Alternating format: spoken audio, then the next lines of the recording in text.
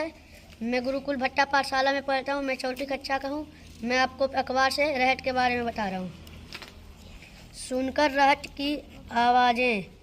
कभी गांव की सुबह, बैलों की धीमी चाल और कुएं के पास घूमते एक पहिए की लय से शुरू होती थी। ना मोटर का शोर था, ना बिजली की चिंता थी।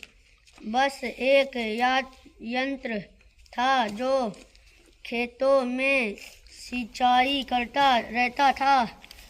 जब मोटर और बिजली नहीं थे तब भी खेत हरे भरे थे। नदियाँ, कुएं और तालाब तो थे, पर पानी को ऊपर लाकर खेतों तक पहुँचाना आसान काम नहीं था। ऐसे समय में इंसान की सूझबूझ ने एक अद्भुत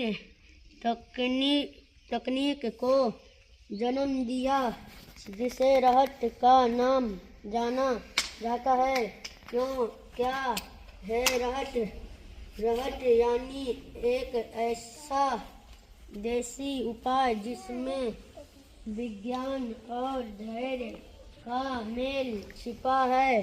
कुएं या तालाब के किनारे जमाई यह व्यवस्था गोल पहिए, रस्सियों और उन पर सजी डोलचियों की माला से बनी होती थी। जैसे ही बैल या ऊंट अपनी स्थिर चाल से पहिए घूमते डोल नीचे उतरने, पानी से भरते और ऊपर आकर एक लय में भरा हुआ पानी उड़ेल देते। देखते सुखी मेर भी भीग जाती और खेतों तक जीवन बहने लगता। इसमें ना बिजली का उपयोग था, ना शोर करती मशीनों का जरूरत थी। तो बस पशु की चाल, पहिए की घूमन और पानी की अनवरत धारा की रहट की यही सादगी उसे खास बनाती थी।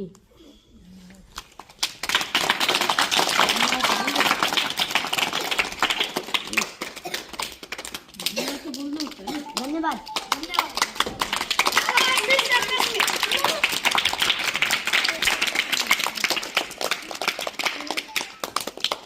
समझ में आए बच्चों आपको? आजकल मोटर है ना? मोटर का बटन दबाते हैं और पानी ऊपर चढ़ने लगता है। पुराने टाइम में इस तरह के रहट होते थे कि आई समझ में बात, जिससे कि पानी, एक जानवर होता था, कोई भी जानवर, और जानवर की हेल्प से, मदद से, क्या वो एक पहिया होता था उसमें और वो चलता था तो पानी खेतों में चला जाता था, जिससे कि खेत तो में सब जगह पानी भर जाता था। आई समझ में बात? गुड। तो कल फिर दूसरे बच्चे की बारी होगी पढ़ने के लिए। आपको रोज इस तरीके से ये न्यूज़पेपर में रोज लाती हूँ मैं, सुबह आकर मेरे से ले लिया करो, ठीक है? कोई ना कोई पेपर जरूर रखा होता है, आप उठाओ और कुछ भी अपने आप पढ़ लो, और फिर जब मैम बोलेंगे या सर बोलते हैं तब उसको आप पढ़कर दिखाया करो, ठीक है? आ गई बात समझ में?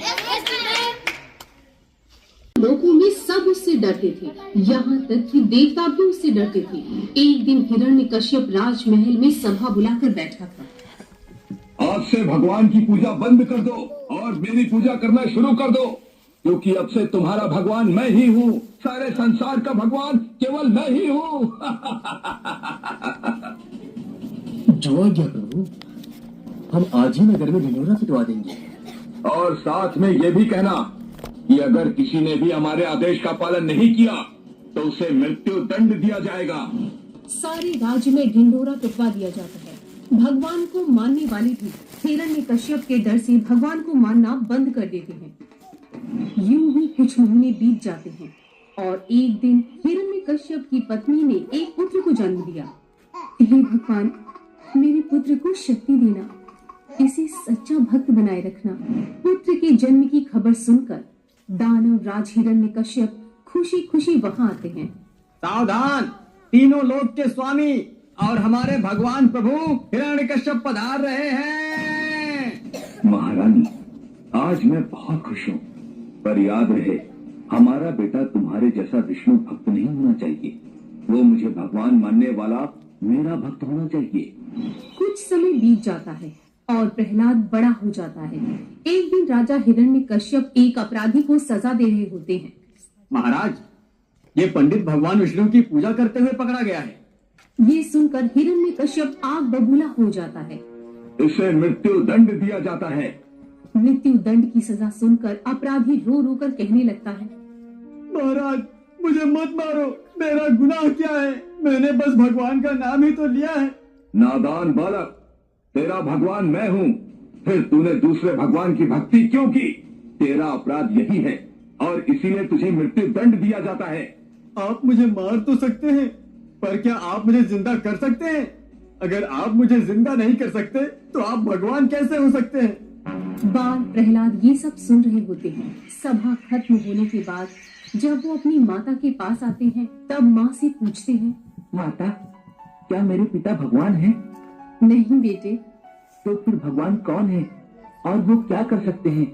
मुझे बताइए ना। जिसने सारी सृष्टि बनाई वो भगवान है और उनकी मर्जी के बिना पत्ता भी नहीं हिल सकता। क्या भगवान किसी को भी जिंदा कर सकते हैं माँ? हाँ, वो मार भी सकते हैं और जिंदा भी कर सकते हैं। ये सुनकर प्रहलाद को भगवान के प्रति श्रद्धा जाग जाती है। माता, अगर मैं भगवान की पूजा करूँगा तो पिताश्री मुझे मार तो नहीं डालेंगे? बेटे, मारने वाले से बचाने वाला बड़ा होता है। तुम्हें बिना डरे भगवान की भक्ति करनी चाहिए। उसी दिन से प्रहलाद भगवान का सच्चा भक्त बनकर पूजा करने लगता है। ओम विष्णु देवाय नमः, ओम विष्णु देवाय नमः, ओम विष्णु देवाय नमः, ओम विष्णु देवाय नमः। ये कौन गुस्ताख मेरे दुश्मन का नाम जप रहा है? प्रभु, ये आवाज युवराज प्रहलाद के कक्ष से आ रही है। अपने ही महल में अपने ही बेटी द्वारा भगवान की पूजा किए जाने पर हिरण्यकश्यप गुस्से से आग बबूला हो जाता है और प्रहलाद के कक्ष में आता है। प्रहलाद, क्या तुझे पता नहीं कि भगवान मैं हूँ? पिताजी, आप किसी को मार जरूर सकते हो परंतु जिंदा नहीं कर सकते, तो फिर आप भगवान कैसे हो सकते हो? नादान बालक, तू जिस भगवान की पूजा कर रहा है वो मेरे नाम से कांपता है। अब बता, वो बड़ा या मैं बड़ा? उनका भयभीत होना ये उनके भगवान ना होने का प्रमाण नहीं है। हो सकता है ये उनकी लीला हो। तू मेरा बेटा है, इसलिए तेरी हर गलती माफ करता हूँ, पर अगर तूने यही गलती दोबारा दोहराई तो मुझसे बुरा कोई नहीं होगा। प्रहलाद को धमकी देकर हिरण्यकश्यप वहाँ से चला जाता है और महारानी के पास आता है। महारानी, तुम्हारा बेटा धर्म के रास्ते पर चल पड़ा है। अगर तुमने उसे नहीं समझाया तो मैं भूल जाऊंगा कि वो हमारा पुत्र है। एक माँ होने के नाते मैं अपने बालक को गलत शिक्षा नहीं दे सकती महाराज, मुझे क्षमा कीजिए। तो फिर उसे कह देना कि परिणाम भुगतने के लिए तैयार रहे। हिरण्यकश्यप गुस्सा होकर वहाँ से चला जाता है। अगले दिन हिरण्यकश्यप प्रहलाद को एक अपराधी की भांति अपनी सभा में बुलाता है। बोलो प्रहलाद, तुम मुझे भगवान मानते हो या नहीं? नहीं, जो जन्म लेकर मर जाता है वो भला भगवान कैसे हो सकता है? मैं अमर हूँ मूर्ख बालक। मैं ना दिन में मर सकता हूँ और ना ही रात में। ना धरती पे मेरी मृत्यु हो सकती है और ना ही आसमान में। मुझे ना नर मार सकता है, ना नारी, ना पशु, ना पक्षी। ना आग मुझे जला सकती है और ना पानी मुझे डुबा सकता है।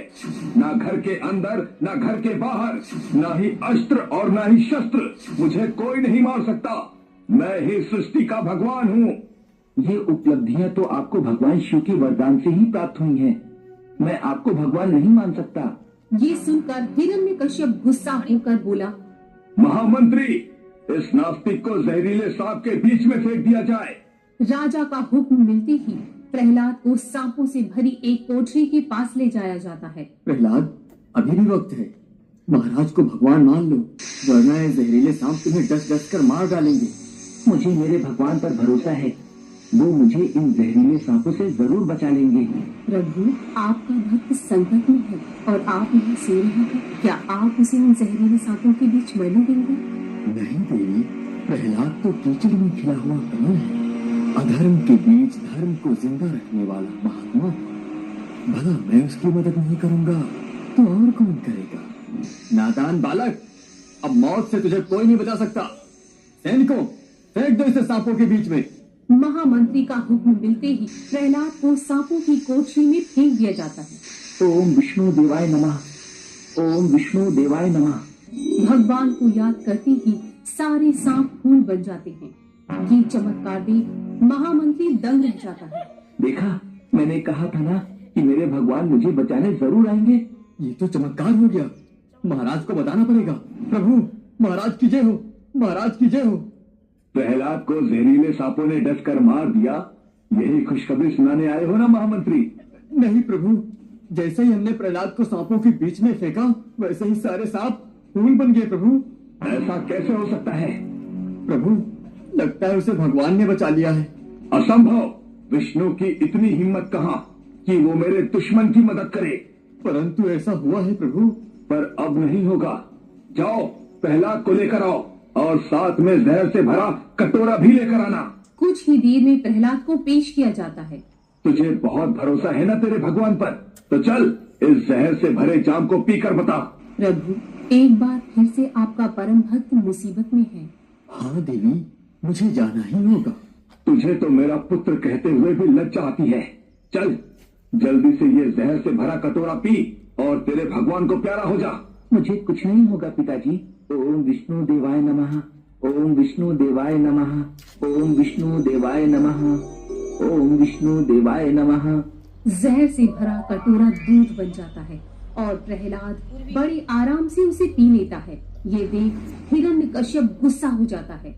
लगता है प्रहलाद जादूगर बन गया है, पर अब उसका जादू मैं नहीं चलने दूंगा। महामंत्री, प्रहलाद को जलती हुई आग में फेंक दिया जाए।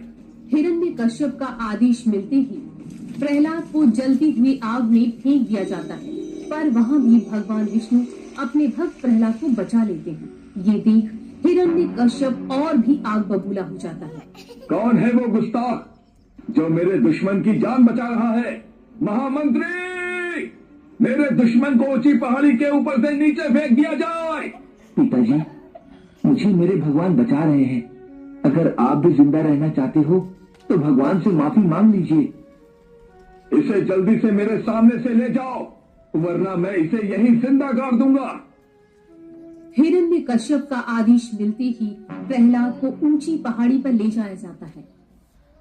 प्रहलाद, अभी भी वक्त है।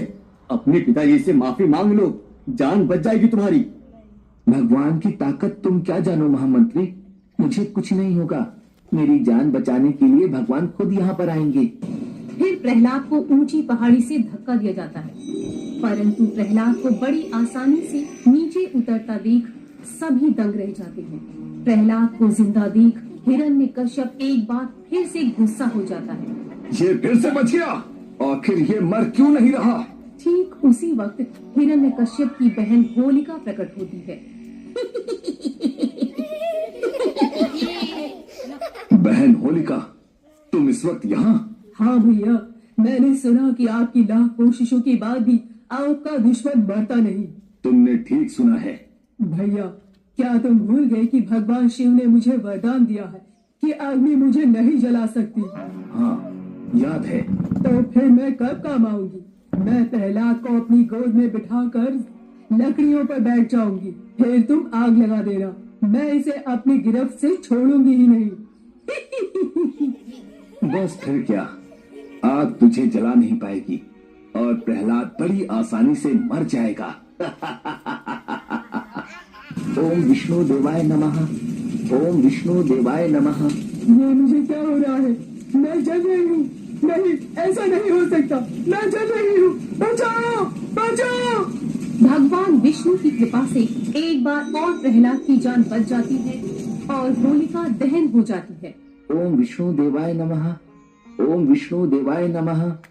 होलिका को जलकर मरा हुआ देख हिरण्यकश्यप आपा खो देता है। असंभव, होलिका कभी नहीं जल सकती। इसका मतलब साक्षात विष्णु ही इसकी मदद कर रहा है। परंतु अब इसे मेरे क्रोध से कोई नहीं बचा सकता। अब इसे मेरे क्रोध से कोई नहीं बचा सकता। प्रभु, अब खुद हिरण्यकश्यप मैदान में आएगा। अब आप अपने भक्त को कैसे बचाएंगे? देवी, अब पाप का अंत होगा। परंतु प्रभु, उसे तो शिव जी का वरदान है कि वो कभी नहीं मर सकता। हाँ, यही तो दुविधा है। इसका हल ढूंढने के लिए मुझे शिव जी के पास जाना होगा। महादेव की जय हो। विष्णुदेव, कहिए यहाँ कैसे आना हुआ? महादेव, आपने हिरण्यकश्यप को वरदान देकर सृष्टि को खतरे में डाल दिया है। अब कृपा करके आपने इसका हल बताइए ना प्रभु। भोलेनाथ ने मुस्कुराकर भगवान विष्णु को हल बताया, जिसे सुनकर भगवान विष्णु खुश हो जाते हैं। आपका बहुत बहुत धन्यवाद भोलेनाथ। मैं तुझे आखिरी मौका देता हूँ प्रहलाद, मुझसे माफी मांगकर मुझे भगवान मान ले। शायद मैं तुझे माफ कर दूं। भगवान विष्णु ही मेरे भगवान हैं। वो ही मुझे बचाएंगे। इतना भरोसा है तुझे अपने भगवान पर? हाँ, अपनी जान से भी ज्यादा। ठीक है, तो आज मैं विष्णु का चमत्कार अपनी आंखों से देखना चाहता हूँ। मैं तैयार हूँ। नादान बालक, तुझे पता है मैं तेरे साथ क्या करने वाला हूँ? मैं तुझे अपनी बाहों में लेकर इस जलते हुए खंभे में लिपट जाऊंगा और ये खंभा मेरा कुछ नहीं बिगाड़ पाएगा और तू बड़ी आसानी से मर जाएगा। ओम विष्णु देवाय नमः। ओम विष्णु देवाय नमः। ये भगवान कुछ नहीं होता, मैं ही भगवान हूँ। हिरण्यकश्यप बार बार प्रहलाद को डरा रहा होता है। तब खुद भगवान ने भगवान होने का सबूत दे दिया। लोहे के गरम गरम खंभे पर प्रहलाद को एक चींटी चलती हुई दिखाई दी। गरम खंभे पर चींटी को चलता देख प्रहलाद समझ गया कि भगवान उसे बचाने के लिए आ गए हैं। ओम विष्णु देवाय नमः। ओम विष्णु देवाय नमः। हिरण्यकश्यप प्रहलाद को अपनी बाहों में भरकर गरम खंभे से लिपट जाता है, पर उसी क्षण चमत्कार होता है। खंभा चीरकर भगवान नरसिंह वहां प्रकट होते हैं। भगवान नरसिंह हिरण्यकश्यप को लेकर दरवाजे के बीच आकर खड़े हो जाते हैं। फिर हिरण्यकश्यप को अपने पैरों के ऊपर लटका देते हैं। भगवान के अजीब से रूप को देखकर हिरण्यकश्यप कहता है, तुम कौन हो? मैं तेरी मौत हूँ। मैं अमर हूँ, तू मुझे नहीं मार सकता। तुम्हें शिव का वरदान है कि ना दिन में ना ही रात में, ना घर के अंदर ना घर के बाहर, अस्त्र हो या शस्त्र हो, आग हो या पानी, तुझे ना नर मार सकता है ना नारी, ना पशु और ना ही पक्षी। तू किसी से भी नहीं मर सकता। हाँ, अब बोल, तू मुझे कैसे मार सकता है? तभी सूर्यास्त होता है और भगवान नरसिंह कहते हैं, उधर देख हिरण्यकश्यप, सूरज ढल रहा है, संध्या हो गई है। इसे ना दिन कहते हैं ना रात कहते हैं। ये सुन हिरण्यकश्यप घबरा जाता है। तूने मुझे दरवाजे के बीच क्यों लटका के रखा है? तुझे वरदान मिला था ना कि तू घर के अंदर या घर के बाहर कहीं भी नहीं मर सकता, न जमीन पर और न ही आसमान में। हाँ, इसीलिए तुझे दरवाजे के दहलीज पर ही, न घर के अंदर न बाहर, न जमीन पर और न ही आसमान पर, तुझे बीच में ही रखकर मार रहा हूँ मैं। हाँ, ये देख, ये नाखून है। इसे ना अस्त्र कहते हैं और ना ही शस्त्र कहते हैं। और मुझे देख, ना मैं नर हूँ ना ही नारी, ना प्राणी हूँ ना ही पक्षी। मैंने आधा नर और आधा पशु का अवतार सिर्फ तेरा वध करने के लिए ही लिया है। ये कहकर भगवान नरसिंह हिरण्यकश्यप का वध कर देते हैं। भगवान नरसिम्हा की जय। भगवान नरसिम्हा की जय। प्रहलाद, तुम्हारी भक्ति की शक्ति से आज 9, 1, 9, 9